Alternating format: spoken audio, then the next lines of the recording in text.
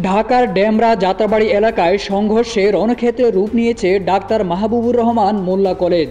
সরকারি শহীদ সোহরাওয়ার্দী কলেজ, কবি নজরুল সরকারি কলেজ এবং ডাক্তার মাহবুবুর রহমান মোল্লা কলেজের শিক্ষার্থীদের মধ্যে ব্যাপক সংঘর্ষ ও ধাওয়া পাল্টা ধাওয়ার ঘটনা ঘটে। এ সময় ডিএমআরসির শিক্ষার্থীদের সঙ্গে যোগ দেয় স্থানীয় লোকজনও, ফলে পরিস্থিতি আরও ভয়াবহ হয়ে ওঠে।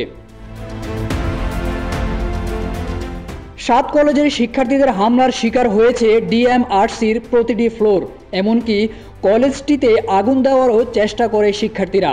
একটা পর্যায়ে শিক্ষার্থীদের লুটপাটের শিকার হয় মোল্লা কলেজের AC, fan, chair, table, oven, laptop ও কম্পিউটার।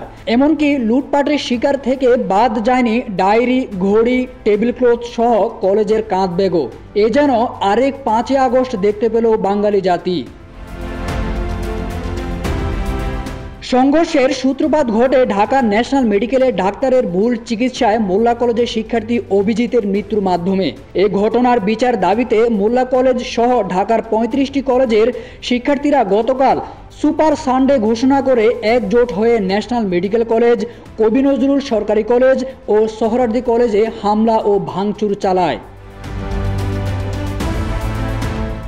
ঢাকা বিশ্ববিদ্যালয়ের অধিভুক্ত অনার্স প্রথম বর্ষের স্বাধীন বাংলাদেশের অভ্যুদয়ের ইতিহাস ফাইনাল পরীক্ষা চলাকালীন ডিএমআরসির হামলার শিকার হয়েছে সোহরাওয়ার্দী কলেজের নিজস্ব গাড়ি, অ্যাম্বুলেন্স, প্রাইভেট কার সহ 5টি যানবাহন।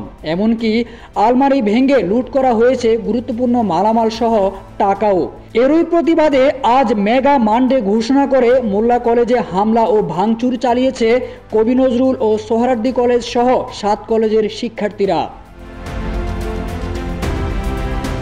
প্রত্যক্ষদর্শীরা জানান, সংঘর্ষ চলাকালে বিভিন্ন সড়কে শিক্ষার্থীদের লাঠিসোঁটা হাতে দৌড়াদৌড়ি করতে দেখা যায়। ধাওয়া পাল্টা ধাওয়ার কারণে এলাকা জুড়ে আতঙ্ক ছড়িয়ে পড়ে। সংঘর্ষের সময় 2টি কলেজে পরীক্ষা চলছিল। শিক্ষার্থীরা হামলা চালালে পরীক্ষার্থীরা ভয়ে এদিক ওদিক ছুটতে থাকেন।